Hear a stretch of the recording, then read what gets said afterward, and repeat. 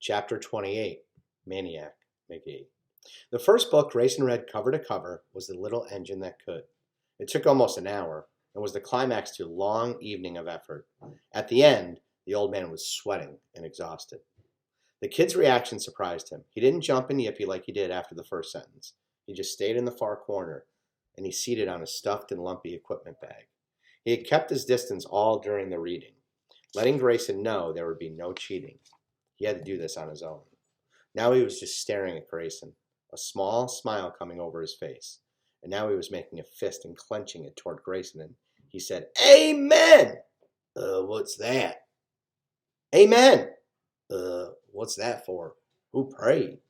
I learned it in the church I used to go to. You don't have to wait for a prayer. You just say it when somebody says something or does something you really like.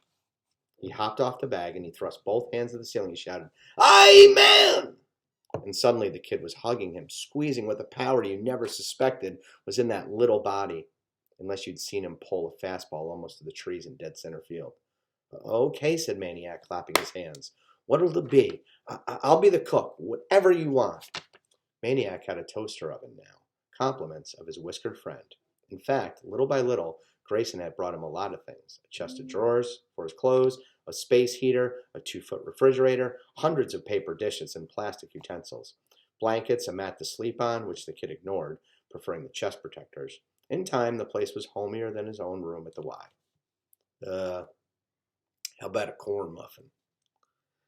said Grayson, who was choosing something that would be easy on his bad teeth and aching gums. Maniac went over to the cupboard that served as a pantry. "One corn muffin coming up. Toasted?" "Yeah, why not?" "Butter?" "Sure, butter." "Something to drink with that, sir?" "Nah, muffin's enough." "The apple juice is excellent, sir. It was a great year for apples." Live it up."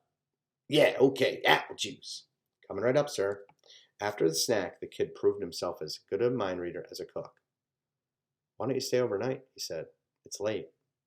While he groused about so preposterous an idea, the kid laid down the mat he never used.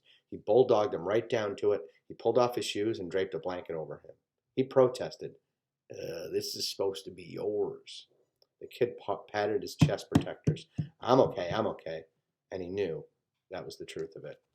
The old man gave himself up willingly to his exhaustion, and he drifted off like a lazy sky-high fly ball.